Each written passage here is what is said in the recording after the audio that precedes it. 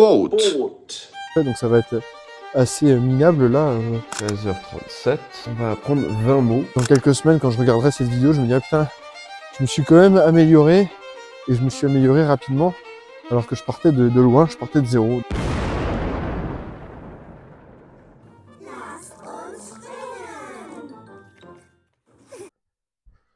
Neun Ballon.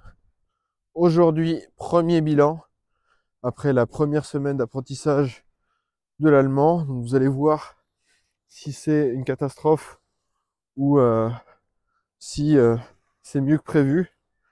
Je vais vous raconter un peu les difficultés que j'ai eues dans la semaine.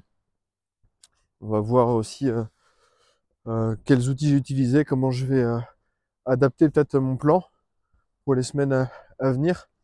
Ça va être une vidéo plus détendue, plus tranquille, comme ça en marchant. Ah, puis il fait beau, il y a la montagne, il y a la mer, il y a tout ce qu'il faut. Donc on y va. Leçon numéro 1, je démarre l'allemand à partir de maintenant. Il est 11h, on est le dimanche 7 janvier et dans 100 jours, je parle allemand. Tac. Donc première chose à dire, comment j'ai travaillé cette semaine, qu'est-ce que j'ai utilisé comme outil. En fait, déjà première chose à dire, c'est que j'ai fait 3 sessions de 20 minutes par jour. Aujourd'hui, j'en ai fait qu'une seule pour l'instant. On verra pour les 2 autres dans la journée. Mais j'ai été assidu, j'ai fait toutes mes séances tous les jours. Donc je suis assez content par rapport à ça.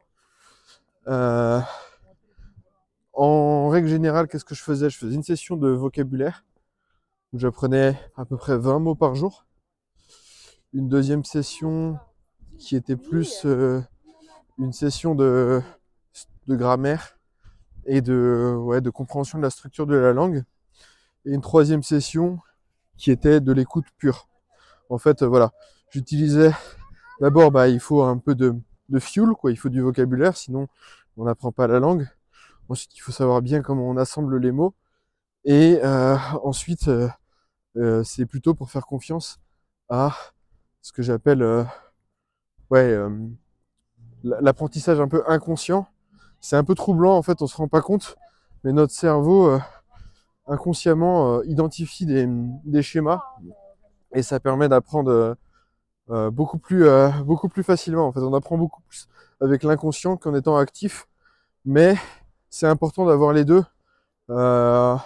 Disons que le fait de pratiquer activement, ça accélère l'apprentissage passif. Donc, je vais rentrer peut-être un peu plus dans le concret.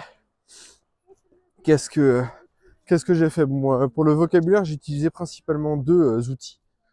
Le premier outil que j'ai utilisé, c'est Google Sheet.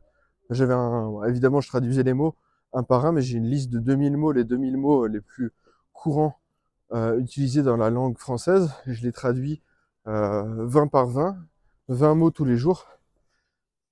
Dans un tableau, ensuite, je les mets en contexte. Donc, je trouve une phrase d'exemple pour mieux retenir le mot. Et ensuite, qu'est-ce que je fais? C'est que je répertorie tous ces nouveaux mots dans Anki. C'est une application qui est très utile pour apprendre des langues. On utilise en fait ce qu'on appelle la mémoire espacée. Donc, en gros, la mémoire espacée, qu'est-ce que c'est? C'est quand vous avez une information, vous l'entendez une fois. En fait, vous avez des chances de la retenir le jour même, mais le lendemain, déjà, c'est moins sûr. Et la semaine prochaine, encore moins. Donc en fait, pour bien retenir des informations, pour bien retenir des mots, il faut les répéter. Et Anki, ils ont un système pour faire en sorte que les mots reviennent, en gros d'abord tous les jours, ensuite toutes les semaines, ensuite tous les mois. Et en fait, c'est comme ça qu'on retient sur le long terme. Parce que ce qu'on a tendance à oublier, c'est le cas de dire, c'est que le cerveau n'est pas une machine à retenir, mais une machine à oublier. Le cerveau, en fait, il trie les informations et il ne garde que celles qui sont utiles. Et parfois, on est un peu obligé de le pousser pour qu'il garde les informations qu'on veut réellement. C'est une espèce de... Il agit sans trop savoir. Et donc, c'est à vous de dire, voilà, moi, je vais apprendre l'allemand, donc je vais être exposé à cette information et le cerveau va retenir comme ça. Il va laisser filer les autres informations inutiles. C'est comme ça qu'il faut voir les choses. Euh, donc je me démerde pas trop mal, hein. Je me rends compte que quand les mots reviennent, je les connais, et puis après quand je les vois ailleurs, je les ai bien retenus, donc ça c'est cool. La deuxième chose que j'ai utilisée, comme j'ai dit, c'est ChatGPT, plutôt pour la grammaire et la structure, etc. Donc ça c'est plutôt pas mal. Je vais continuer à utiliser ça, peut-être pas tous les jours maintenant, mais je vais revenir régulièrement parce que ça permet de bien comprendre. Le seul petit problème de ChatGPT, c'est qu'en fait, c'est un modèle qui passe systématiquement par l'anglais. Il a été créé par l'anglais. Donc en fait, il traduit d'abord les mots en anglais et il les restitue en anglais, en français ou en allemand. Donc parfois, ça donne des imprécisions. Il faut être très attentif et très vigilant. C'est mieux pour partir, pour apprendre l'anglais ou pour apprendre une langue depuis l'anglais, ChatGPT. Ça, c'est important à savoir. Mais bon, c'est plutôt un bon outil quand même. Ça permet notamment de créer des petits textes à trous ou des choses comme ça. Donc un outil à pas négliger. J'ai pas trop utilisé des vidéos style tutoriel pour apprendre la grammaire. Je pense que je vais commencer un peu plus cette semaine. Mais voilà. Et la troisième chose, c'est l'écoute. Donc là, c'est le côté plutôt passif du cerveau. Et bah voilà, j'utilise principalement deux ressources. Il y en a une, bon, c'est plutôt rigolo, c'est des dessins animés pour enfants, les 3 à 6 ans, parce qu'en fait, les dessins animés pour enfants, ils parlent un peu aux enfants comme à des demeurés, en fait, pour qu'ils comprennent bien. Donc, par exemple, si le personnage répète le mot papillon, en allemand, c'est Schmetterling, bah, Schmetterling, Schmetterling, au bout d'un moment, ça rentre. Moi, ce que je regarde principalement, c'est Peppa Pig. Je l'ai regardé dans déjà 3 ou 4 langues différentes. Je commence à connaître un petit peu le sujet. Mais c'est très très utile. Et bon, après, au bout d'un moment, je vais pas regarder que Peppa Pig, c'est un peu abrutissant. Ah oui, un truc important, c'est que je regarde plusieurs fois le même épisode aussi, donc c'est d'autant plus abrutissant. Mais non, hein, donc quelque chose d'autre que je regarde beaucoup, c'est la chaîne Easy German. Donc en fait, ils ont une version, ils ont Easy English, Easy Spanish, etc. pour apprendre toutes les langues du monde. Donc c'est un peu des micro-trottoirs et ils interviewent les gens sur divers sujets, sur la culture, en l'occurrence bah, pour moi allemande, mais ils font des micro-trottoirs au Mexique pour les hispanophones, etc., etc. Donc c'est plutôt pas mal. Donc voilà un peu ce que j'ai fait cette semaine. Nein, nein, nein, das ist fully Fuchs. Qu'est-ce que j'ai eu comme difficulté sinon cette semaine? Bon déjà c'est un peu difficile de parler de difficulté parce que voilà, c'est le début, c'est toujours un peu les balbutiements. On verra déjà dès la semaine prochaine, on aura plus de clarté. Mais qu'est-ce que je peux dire d'ores et déjà? C'est déjà par rapport au vocabulaire que j'ai choisi. J'ai pas forcément été très stratège peut-être. J'aurais plutôt dû apprendre des phrases courantes au début plutôt que de me concentrer sur des mots par ordre de fréquence. Ça n'avait pas forcément de sens. Donc je pense que c'est quelque chose auquel je vais remédier dès la semaine prochaine. Apprendre, en fait, voilà, avoir une liste de phrases pour des conversations basiques. Ça, c'est la première chose. La deuxième chose, c'est que bah, pour l'instant, quand j'écoute, je comprends pas grand-chose, donc c'est un peu troublant de se forcer à écouter et je capte quelques mots quand même. D'ailleurs, je me suis surpris à connaître plus de mots que ce que j'aurais pensé. Donc... Tu sais que je comprends, mine de rien, il y a quand même des. Même si j'ai jamais appris l'allemand, hein, mais il y a deux, trois mots comme ça, avec les pubs, style Das Auto, des trucs comme ça. Des mots qu'on apprend dans les livres d'histoire. Là, par exemple, là, j'étais sur Krieg. Bon, on pense au Blitzkrieg. Krieg und, c'est quoi déjà la paix? Frieden. Frieden, je savais pas. Ah bon, j'ai quand même du boulot et pour l'instant c'est un peu compliqué. Et la troisième chose, c'est la prononciation. Donc, au début, je me suis pas trop concentré sur la prononciation, mais ça aurait pu, ouais, j'aurais peut-être dû faire ça un peu plus tôt. Parce que c'est vrai que, ben, en fait, quand je lis des phrases en allemand, parfois je sais même pas si on dit je sais pas moi. Il y a tout un tas de sons avec des H, SH, SCH, etc., etc. Donc, va falloir que je remédie à ça rapidement. J'ai déjà commencé hier, j'ai trouvé une vidéo pas mal par rapport à ça. Et je commence à soigner ça rapidement. ich, tous ces trucs-là, quoi.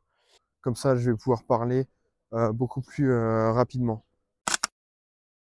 Qu'est-ce que je vais faire à partir de la semaine prochaine? Une des adaptations que j'aimerais apporter, c'est tout ce qui est côté le temps des sessions. En fait, je me rends compte que 20 minutes, c'est bien, c'est une bonne moyenne, mais pour certaines sessions, c'est trop long et parfois c'est trop court. Par exemple, pour les sessions de vocabulaire, peut-être qu'il faudrait que je fasse 25 minutes et 15 minutes pour l'écoute. Parce que 20 minutes à écouter un truc que tu comprends pas, c'est un peu relou. Et 25 minutes pour le vocabulaire, à l'inverse, en fait, il y a toujours ce petit sentiment de frustration. Donc, je pense que ça va être une chose à faire. Et je pense que je vais pouvoir un peu commencer à planifier plus stratégiquement. Là, c'était un peu la mise en jambe, disons. Maintenant, je vais commencer un peu à structurer plus mon apprentissage. Et je vais commencer à parler, peut-être un peu plus à pratiquer aussi, ouais. Dès la semaine prochaine, j'aimerais bien pouvoir avoir mes premières petites interactions. Enfin, je trouve des germanophones. Mais ça, j'en ai quelques-uns sous la main. Je veux juste pas leur infliger au début des conversations qui coupent trop court. Et bientôt, on pourra déjà commencer à parler un petit peu. Donc maintenant, le grand moment, c'est celui où je commence à pratiquer mon allemand. Voilà, parce que l'idée, c'est de me mettre dans le bain le plus rapidement possible et de vous montrer un peu les progrès que je fais. Donc ça va être assez minable là. Aujourd'hui, je préfère le prévenir d'emblée, mais c'est pas grave. Je me dis que dans quelques semaines, quand je regarderai cette vidéo, je me dirai putain, je me suis quand même amélioré et je me suis amélioré rapidement alors que je partais de loin, je partais de zéro. Donc ben, c'est parti, on va commencer. On va quand même aller dans un endroit où il n'y a pas trop de monde. Hallo, ich bin Pierre-Louis, ich auf Frankreich. Ich lerne Deutsch, aber ich bin ein Anfänger. Meine Deutsch ist meine Deutsch ist für Fuchs. Das ist für meine Freund Robin. Ich habe 2 Katzen. Ich nicht haben Hunde. Ja, danke. Danke. Bitte bald. Voilà. Bon, pour l'instant, c'est assez sommaire, comme vous pouvez le voir. Mais tant pis. C'est comme ça qu'on commence. Et puis voilà, comme je vous ai dit, dès la semaine prochaine, espérons que ça sera mieux. Bon, j'avais déjà j'avais un peu préparé ce que j'allais dire parce que sinon ça aurait été encore plus chaotique. Mais la semaine prochaine, j'essaierai de faire ça en impro ou peut-être la semaine suivante. Je sais pas encore, ça dépendra. On verra. Chaque chose en son temps. Mais voilà, les débuts de l'apprentissage. Bon, cette vidéo touche à sa fin. Merci pour votre écoute. Et on se retrouve lundi prochain pour le premier bilan. Moi, je tourne la vidéo le samedi, mais je la publie seulement le lundi. Sur ce, je vous dis à bientôt. Si vous avez des suggestions, des commentaires, des questions, n'hésitez surtout pas à les mettre en commentaire. Moi, je vous lirai et je vous répondrai. Pour l'instant, vous n'êtes pas nombreux, donc j'ai le temps de répondre à tout le monde. Espérons que ça change rapidement. Voilà, sur ce, danke et bis bald. Bon, à bientôt, on va le dire en français pour cette fois-ci.